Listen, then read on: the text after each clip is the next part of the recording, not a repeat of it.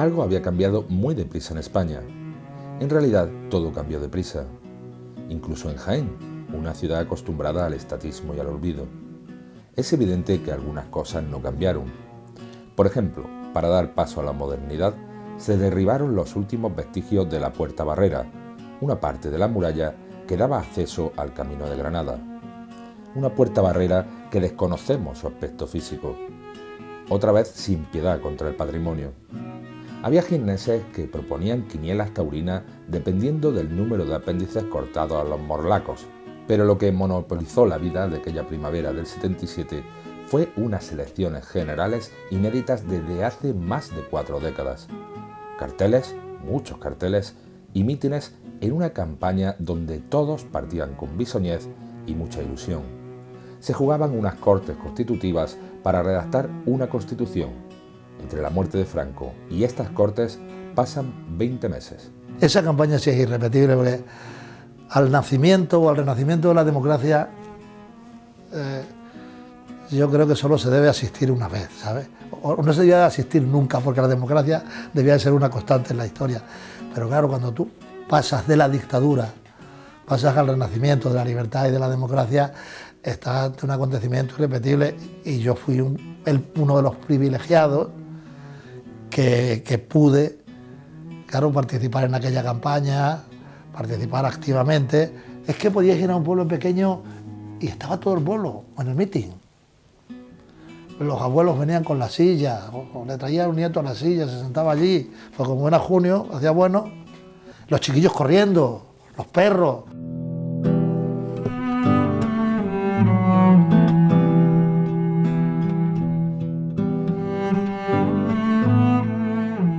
...15 de junio... primeras elecciones generales con partidos legalizados dentro de la ley de la reforma política. El último censo arrojaba 618.954 habitantes en la provincia, de los cuales 403.142 eran electores mayores de 21 años. Unas elecciones donde hubo una carencia presupuestaria, otra de experiencia en la organización de los partidos y un desconocimiento generalizado en los aspirantes. Fueron unas elecciones muy precarias, claro, es que tampoco había experiencia.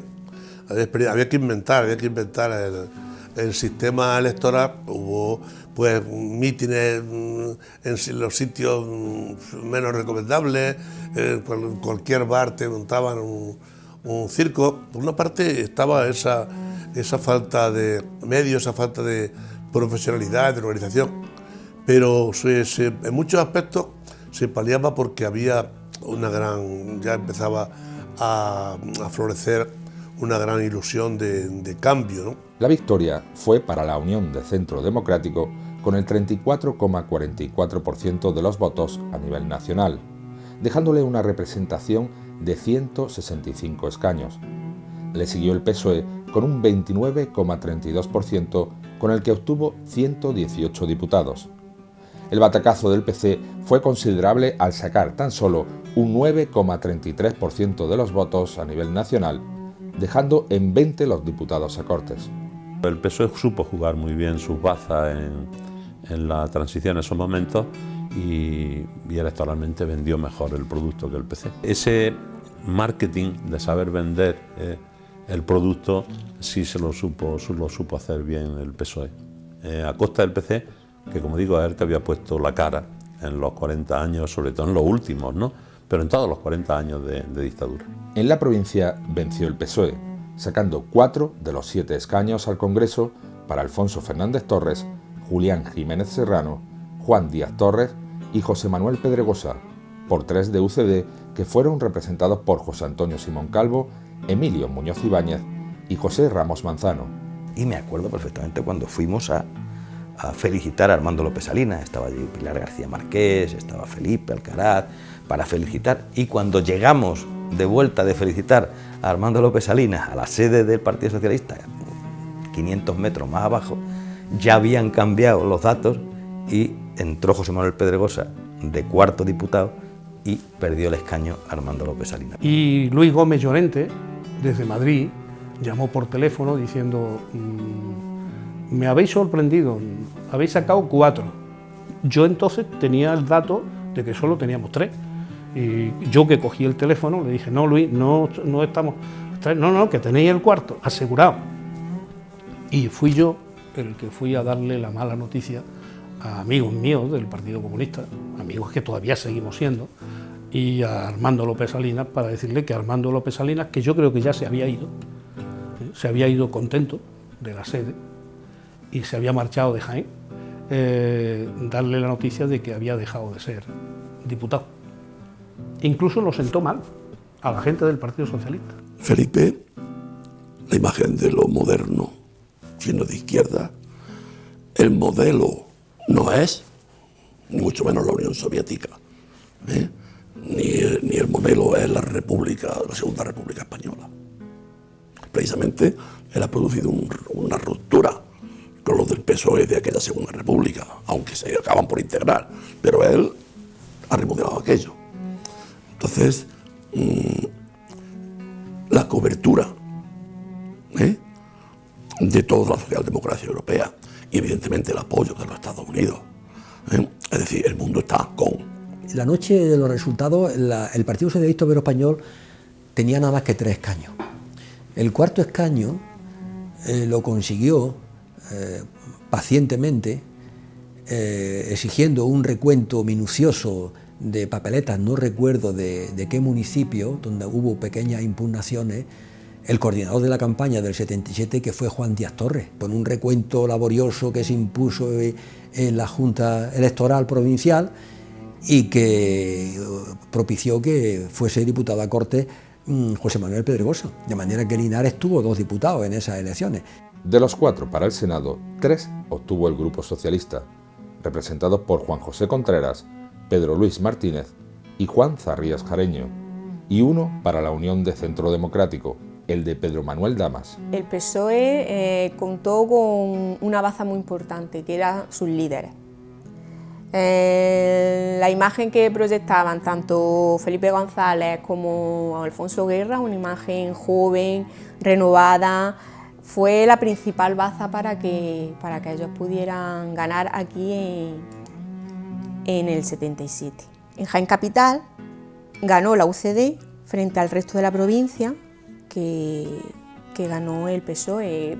Jaén era una provincia muy agraria y aunque en principio Cándido Méndez no encontraba socialistas aquí en Jaén Capital, pero en la provincia había muchísimos socialistas, muchos. De hecho, la mayoría, bueno, una de las particularidades de Jaén es que tenía la mayor tasa de militantes socialistas. Cierto que en Jaén los primeros sorprendidos fuimos los militantes del PSOE, cuando vimos que de 7 diputados salieron 4 del PSOE y que de los 4 senadores salieron 3 porque no podían salir más, porque la diferencia entre los votos de esos 3 y el cuarto, que era de la UCD, era descomunal. Entonces, ¿qué pasó? Que ese 15 de junio condujo a inmediatamente empezar una campaña a todoterreno para sacar de debajo de las piedras a los que habían votado al PSOE, porque no lo sabíamos. El porcentaje de participación en la provincia fue de un 78,92%, por encima de la media nacional, obteniendo el PSOE 123.708 votos frente a los 103.697 de UCD.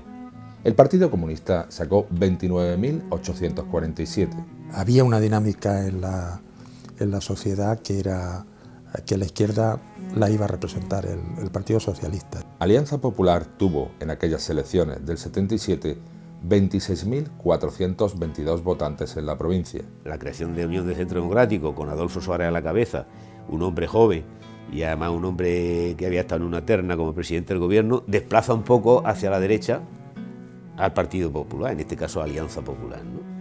Y bueno, te encasillan ahí en un sitio, no porque tú lo quieras, no porque tú te definas así, porque además nuestros estatutos de origen siempre éramos partido liberal, reformista y basado en los derechos humanos, siempre ha sido nuestra declaración. Conservador, liberal, conservador, humanista y cristiano, siempre ha sido la definición de Alianza Popular. Pero bueno, te ubican ahí, pero no por ti, sino porque te desplaza una fuerza política que preside un gobierno y bueno, pues te quedas encasillado ahí. Las líneas telefónicas no tenían la rapidez y versatilidad que hay ahora, y yo llamé a los distintos pueblos para conocer el resultado. Y tenía que dárselo a Madrid, yo. Y quien recibía las comunicaciones era Jorge Bestringe. Yo le iba diciendo, pues mira, esto está mal, lo hemos sacado, tal. Yo le notaba extremadamente excitado.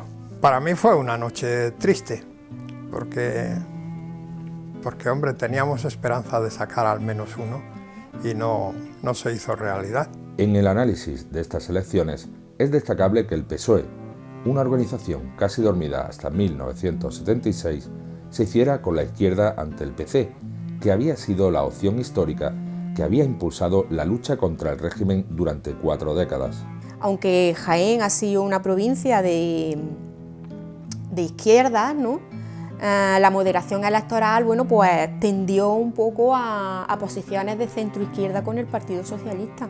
Quizás también ese miedo, ¿no?, al Partido Comunista, a los rojos, a que pudiera otra vez venir una guerra civil si el Partido Comunista subía al poder.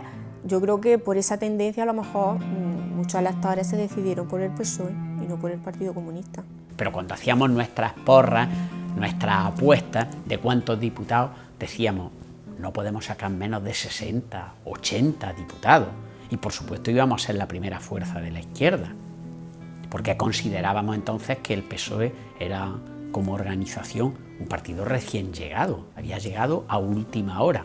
Por regla general, el electorado, y el electorado en un contexto democrático, huye de los extremos como el gato del agua, ¿no? Hay muchas causas. El miedo de los españoles ante un paso tan drástico, el apoyo de fuerzas internacionales a la socialdemocracia frente al eurocomunismo, la leyenda negra de los candidatos del PC frente a la juventud de los del PSOE y una campaña publicitaria acertada pueden ser los fundamentos de este resultado electoral. El espacio de la izquierda quedó adjudicado para el socialismo. ¿Fue injusto? Pues no. Fue la decisión del pueblo español. El régimen había metido a todo el que era oposición, era comunista. Entonces no se hablaba, en la época franquista no se hablaba contra el anarquismo, ni contra el socialismo, ni contra la democracia cristiana, se hablaba contra el Partido Comunista. El insulto que se podía decir en España era, este es un comunista. En cuanto eras demócrata te llamaban comunista. Pero yo creo que ahí jugaron otros factores aparte de puramente del miedo, ¿no? Del miedo, del reparo, porque luego tú ibas a tu centro de trabajo y veías que el tío más eficiente que había era comunista. Y decía, bueno, o sea, que no es solo Carrillo, sí, Carrillo es un histórico de la guerra, en fin, el franquismo se había encargado durante 40 años de echar sobre su espalda y sobre la de Pasionaria, de todos los históricos del PC, de Ignacio Gallego, se decían auténticas barbaridades aquí en Jaén, ¿no? Pero yo creo, eso será un factor, por supuesto, a tener en cuenta, pero yo creo que tiene que haber más factores. El marketing, los movimientos internacionales también, es decir, las movidas internacionales, ese apoyo descarado de Willy Brandt junto con Estados Unidos, al interés de Estados Unidos, de las grandes potencias, en que aquí un partido comunista no alcanzara las cuotas de poder que estaba alcanzando en Italia, donde ese mismo tipo de partido había llegado a un 37% del electorado, ¿no? Pero yo es que pienso una cosa siempre, en esto y en todo, dices, por mucho que es miedo, pero cuando tú te metes en una cabina a votar, tú votas solo. El miedo está muy presente. Es que una dictadura es muy seria, es una cosa no es tan fácil de eliminar. Es decir, todavía hay, ya son 4 gatos, ¿no? Pero todavía te encuentras gente que le dice la palabra, que te dicen comunista como si fuera un insulto. La cartelería, la imagen de un partido que venía del exilio con dirigentes como Santiago Carrillo, Dolores Ibárruri o Ignacio Gallego o Félix Pérez en el caso de Jaén o Armando López Salinas, por ejemplo, perteneciente a una generación determinada, y el aspecto que daba públicamente el Partido Socialista con Felipe González y Alfonso Guerra y Javier Solana, entre otros, a la cabeza. Yo creo que eso tuvo mucha importancia. Ahí sí tuvo un acierto el PSOE cuando puso a Felipe González, un hombre joven que nada tenía que ver con lo que fue la guerra civil, mientras que en otros partidos, pues PC con Carrillo y la Pasionaria o Alianza Popular con Fraga, que estaba muy implicado durante toda la dictadura con Franco, pues no tuvo esos éxitos, ¿no? Pero no íbamos a pedir prestado a líderes, ¿no? Nosotros teníamos nuestros líderes. Y Carrillo era el secretario general y la Pasionaria era la presidenta del Partido Comunista de España. Durante 40 años en este país no había nada más que el partido. Y el partido era el Partido Comunista de España. No había otro partido. Es decir, que la fuerza política que realmente luchó y trabajó fundamentalmente contra la dictadura de Franco a todos los niveles fue el Partido Comunista de España. La campaña durante 40 años de la dictadura contra los comunistas fue tan fuerte, caló tanto, que yo pienso que eso fue lo que realmente todavía hubo muchísima gente que hubiera querido votarnos, no nos votó porque todavía tenían miedo de los comunistas, de que venían los comunistas. Teníamos, eso sí, el apoyo del exterior, el apoyo de los partidos socialdemócratas del exterior. Había una idea de internacionalismo muy superior a lo que hay ahora, ¿no? Al PC le siguió Alianza Popular con un 8,21% y 16 congresistas a nivel nacional. Estábamos convencidos, o sea, lo que se respiraba era victoria electoral. Claro, el resultado fue tan malo, tan desastroso. El PSP del profesor Enrique Tierno Galván concurrió a las elecciones en coalición con varios partidos, formando la Federación de Partidos Socialistas a nivel nacional. En Andalucía lo hizo junto a los andalucistas del PSA, pero solo obtuvo 6 escaños. Aunque este resultado está muy por encima del obtenido de la Democracia Cristiana, que, para sorpresa, no obtuvo ninguno. Una vez en la sede que estaba en Marqués de Urquijo, me fui a hablar con don Enrique, y le comenté que nos estábamos convirtiendo en el Opus de la izquierda. Que todos éramos, sí, todos muy titulados, muy listitos y tal, pero que nos faltaba base obrera.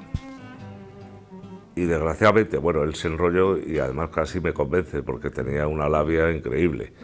Pero el tema le suscitó tanto interés que tenía que coger un avión para irse a no sé dónde y la secretaria no hacía nada más que entrar y decirle: don Enrique, que se nos va el avión, porque cuando cogía el hilo eso era... Y entonces ahí estuvo la conversación con él, en fin, se tuvo que ir, yo me fui y al final se demostró un poco eso, que al PSP le faltaba esa base popular que tenía el Partido Socialista. Tras este desastre electoral, el PSA se separó del partido de Tierno Galván. El primer objetivo era la implantación territorial en la provincia, con escasa representación en los municipios.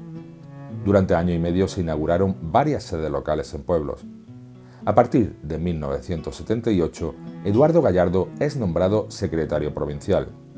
En las elecciones de 1979, el PSA decidió no formar coalición con ningún grupo político y dieron los mejores resultados con 5 diputados para el Congreso y 4 concejales en el Ayuntamiento de Jaén. Los miembros del PC se refugiaron en las asociaciones vecinales tras el fracaso electoral. En poco tiempo, las asociaciones de vecinos proliferaron para denunciar las malas condiciones de las barriadas. En Alianza Popular también se sembró la desilusión al quedarse con un grupo reducido en el Parlamento. El triunfo del PSOE en la provincia quedó claro que el avance estaba en la construcción de la organización territorial. Con muchas dificultades se crea una junta directiva, con Miguel Sánchez Cañete como presidente. Que con la misma euforia que se había vivido, se desinfló el suflé inmediatamente que pasó el proceso electoral, ¿no? Es decir, que si, por ponerte un ejemplo, si se habían afiliado 5.000 personas, la afiliación después de las elecciones se quedó en 2.000. Algunos de los que figurábamos, particularmente Antonio Trujillo, se sintió, le dolió muchísimo el resultado y hubo gente que se apartó un poco. 17 de junio. Se aprueba en el Pleno Municipal el llamado Plan de Reforma Interior de la Senda de los Huertos y la Calle de los Escuderos. Hermetismo desde el interior del ayuntamiento, con Antonio Herrera todavía como alcalde, y estupor entre los vecinos y propietarios que tratan este proyecto de irrisorio, absurdo e irracional. El Colegio de Arquitectos niega el plácet y denuncia graves infracciones urbanísticas en los planes municipales. Las huertas que creaban el verger de Senda de los Huertos y el puente de Santa Ana tenían los días contados. El acueducto romano había sido demolido meses antes. Yo recuerdo aquello como una aberración más, y de hacer un urbanismo de improvisación, yo creo que un problema de Jaén que siempre ha faltado lo que se llama hoy un plan, lo que se llama ahora planes estratégicos, es decir, aquí se han hecho las cosas de la noche a la mañana y algunas veces con motivos realmente difíciles de calcular y de calibrar. Y el de Senda de los Huertos realmente lo fue. En la Senda de los Huertos había muchas cosas que ya no estaban, como por ejemplo un acueducto. Eso ya no existía. O sea, aquello era un destrozo, aquello era un abandono completo. O sea, todo lo que es Puente de la Alcantarilla, el mismo Puente de la Alcantarilla, que era un barranco lleno de porquería, el Puente de la Alcantarilla, el Puente de Santa Ana arriba, y todo lo que había entre uno y otro, un puentecito pequeño en la calle Los Peñas, todo eso era una porquería completa. Y entonces estaba deshecho. Aquello estaban las traseras, patios de las casas de la calle Juan Montilla. Pero no había nada. Una semana después de las elecciones, los representantes que tenían que redactar una constitución entraban en el Congreso de los Diputados, una imagen nueva para una España que comenzaba su andadura democrática. 28 de junio, tras los buenos resultados de UCD, se acordó un pacto entre los distintos partidos para disolverlos y formar un partido único. A principios de 1978 se estableció la estructura y UCD empezó a andar como partido político en Jaén, ya que, hasta el momento, ni siquiera tenía afiliados por la premura. Fue tan rápida la formación que en las elecciones del 77 no se contaba oficialmente con mucha gente y se tuvo que optar por apoderados en lugar de interventores.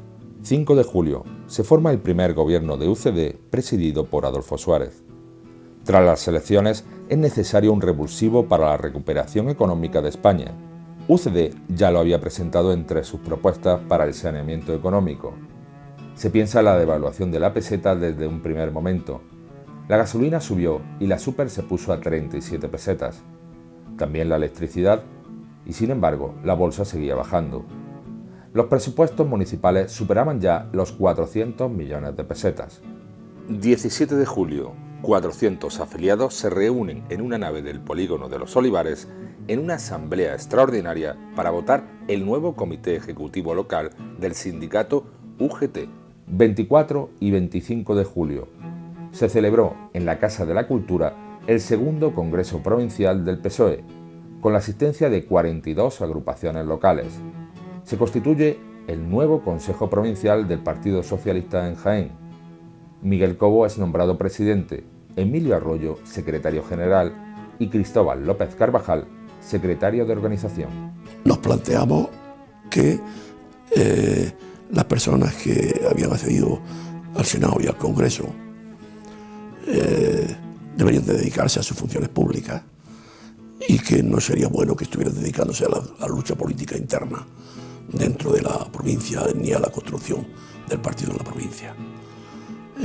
La política que planteábamos era que incluso el Grupo Parlamentario Socialista de Jaén debía tener un local propio de atención al público y hacer su vida, digamos, de una manera oficial, oficialista y de relación con el público, no de trabajo de la militancia interna.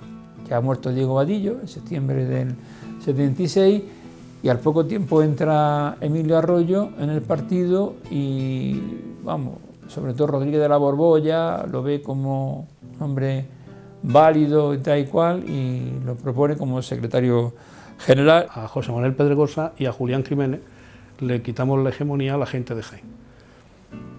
Que eso fue muy apoyado por Alfonso Fernández Torres,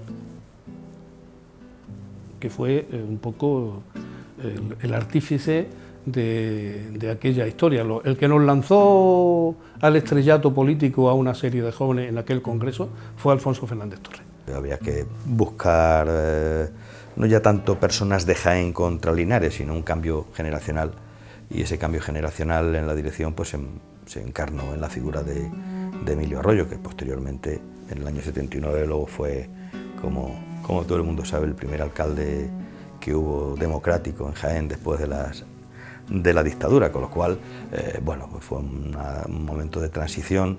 El congreso donde salió elegido Julián Jiménez, legítimo evidentemente, pero fue un congreso, por así decirlo, para afrontar por los procesos que se venían desde el punto de vista electoral, y una vez que ya se estabilizó el partido, pues hubo un congreso ya ordinario en el que se eligió a Emilio. Los jóvenes socialistas de Jaén Capital querían que la ejecutiva y sobre todo la Secretaría General se la trajeran aquí a Jaén, donde estaba el gobierno civil, donde estaba la Diputación, donde estaban los organismos oficiales, ¿no? Porque hasta entonces había estado en Linares con Julián Jiménez, ¿no? Se genera una división entre cargos electos y cargos del partido en el PSOE.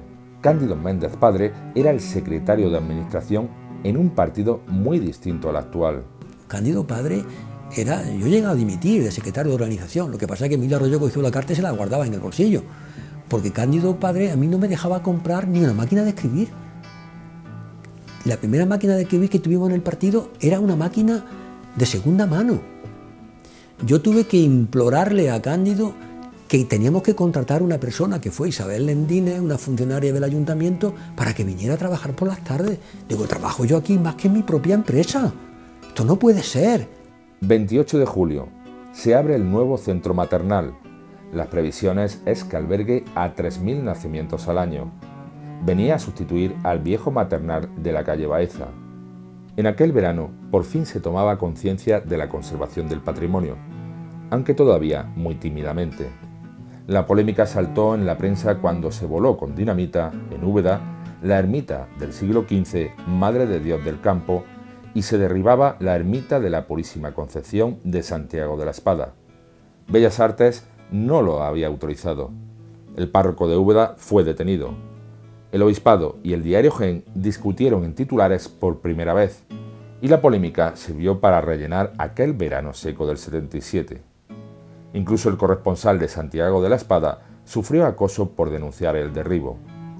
Por otro lado, en la capital, los cofrades de la Magdalena veían cómo era tapiada su puerta principal en otra remodelación cuestionada. La procesión debía salir por otro sitio. Pero no todo fue negro para nuestras históricas piedras, porque la ermita de la Virgen Blanca, en La Aymora, volvía con todo su esplendor en otra remodelación más sencilla y sin disputa de aquel verano, ya con un gobierno votado por todos los españoles.